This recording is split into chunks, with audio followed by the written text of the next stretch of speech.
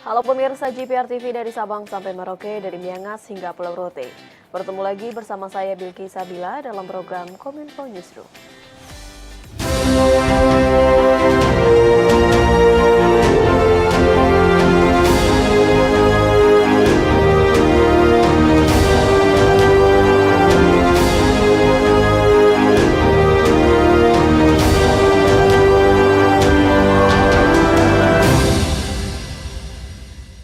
Dan inilah Kominfo Newsroom selengkapnya. Pemirsa, juru bicara pemerintah untuk penanganan COVID-19 Wiku Adhisa Smito mengatakan, Indonesia memasuki pada fase endemi bukan berarti virus corona hilang sepenuhnya. Wiku mengimbau masyarakat tetap menerapkan pola hidup bersih dan sehat dan menggunakan di sejumlah transportasi publik.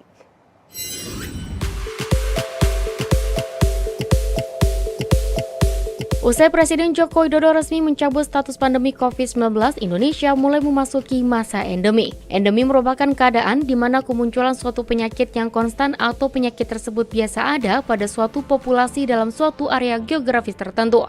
Juru bicara Satgas Penanganan COVID-19 Wiku Adhisa Smito mengatakan, Indonesia memasuki fase endemi bukan berarti virus corona hilang sepenuhnya. Wiku mengimbau masyarakat agar tetap menerapkan pola hidup bersih dan sehat agar terhindar dari penularan COVID-19. Endemi, menurut CDC, adalah suatu kondisi di mana penyakit berjangkit di suatu wilayah terbatas pada populasi tertentu. Dari definisi ini, penting untuk mengetahui bahwa endemi bukan berarti penyakit COVID-19 hilang dari Indonesia sepenuhnya, namun sudah menurun risikonya untuk menular. Selain itu, masyarakat yang dalam keadaan tidak sehat atau berisiko tertular virus COVID-19 diimbau tetap menggunakan masker utamanya di sejumlah tempat transportasi publik.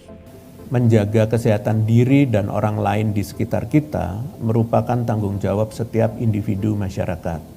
Pemerintah menganjurkan untuk tetap menggunakan masker apabila dalam keadaan tidak sehat atau berisiko penyakit COVID-19 seperti pilek, batuk, dan bersin. Selanjutnya, mohon kepada media untuk menunggu update selanjutnya dari pemerintah. Keberhasilan pemilu 2024 menjadi titik persimpangan karena Indonesia menghadapi bonus demografi. Untuk itu Kapolri mengingatkan seluruh jajarannya untuk berperan menjadi sistem pendingin atau cooling system. Kapolri Jenderal Polisi Sigit Prabowo memberikan arahan kepada seluruh jajaran tingkat pusat maupun wilayah untuk berani menyampaikan pesan dan mengingatkan para peserta pemilu 2024 agar menjaga persatuan dan kesatuan dan tidak mengorbankan masyarakat karena perbedaan hasil pemilihan. Kapolri Sigit memaparkan bagaimana kondisi bangsa saat pemilu serentak pertama kali dilaksanakan pada tahun 2019. Menurut Kapolri Sigit, di tingkat masyarakat di akar rumput polarisasi masih terjadi. Hal ini berbeda di tingkat elit politik di mana situasi dapat berubah cepat. Oleh karena itu, Kapolri mengharapkan apa yang terjadi di 2019 tidak terjadi di pemilu 2024, terlebih dengan adanya penambahan jumlah provinsi dari 34 menjadi 38 jumlah penduduk dan jumlah partai politik peserta pemilu. Menutup sambutan, Kapolri berpesan agar semua pihak mempersiapkan diri sebagaimana diamanatkan oleh Presiden Joko Widodo bahwa pemilu yang akan dilaksanakan adalah pemilu serentak. Keberhasilan pemilu 2024 akan menjadi titik persimpangan karena Indonesia menghadapi bonus demografi. Untuk itu, Kapolri juga mengingatkan seluruh jajarannya untuk berperan menjadi sistem pendingin atau cooling system dalam panasnya situasi perpolitikan melalui kerjasama dengan tokoh-tokoh adat, tokoh agama untuk saling mengingatkan.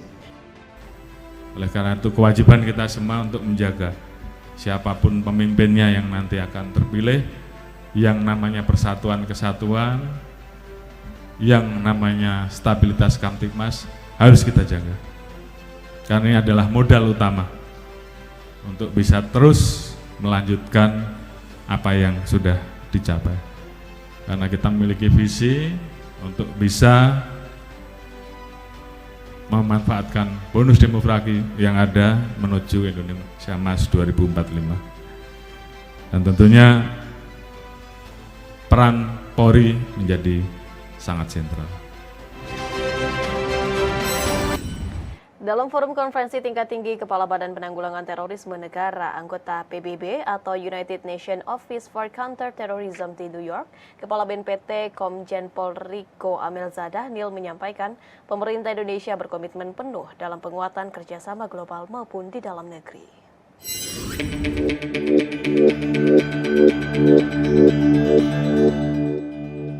Badan Nasional Penanggulangan Terorisme Republik Indonesia serukan komitmen Indonesia dalam pencegahan terorisme secara humanis dalam forum konferensi tingkat tinggi Kepala Badan Penanggulangan Terorisme negara-negara anggota PBB atau United Nations Office for Counter-Terrorism di New York yang dilaksanakan pada 19 hingga 23 Juni 2023 dengan mengangkat tema Addressing Terrorism Through Reinvigorated Multilateral and Institutional Cooperation.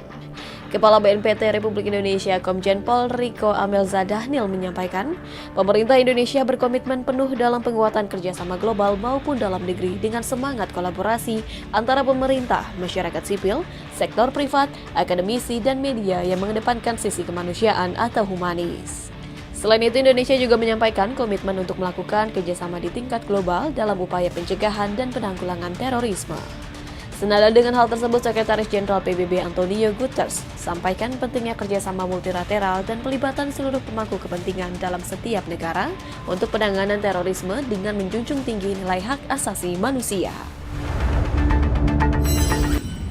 Kementerian Sosial memberikan bantuan kepada korban anak tindak pidana perdagangan orang sebesar lebih dari 15 juta rupiah. Selain itu berkomitmen akan terus melakukan upaya penghargaan kepada seluruh jajaran Polres dan Kejaksaan Negeri yang telah berhasil untuk menangani kasus TPPO.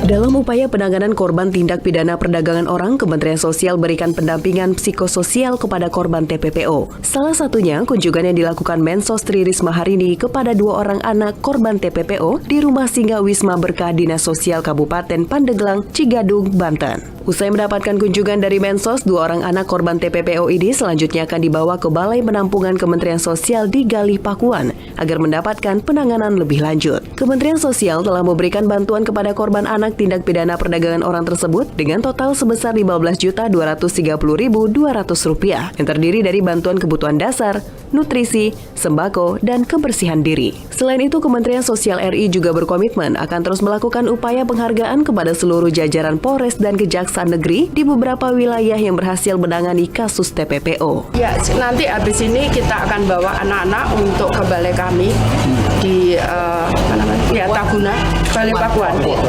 Pakuan untuk mendapatkan penanganan lebih lanjut untuk korbannya. Tapi untuk pelakunya sudah ditangani oleh kepolisian dan kejaksaan. Pemirsa, usai jeda kami akan kembali dengan beragam informasi lainnya. Tetaplah bersama kami dalam Kominfo Newsroom.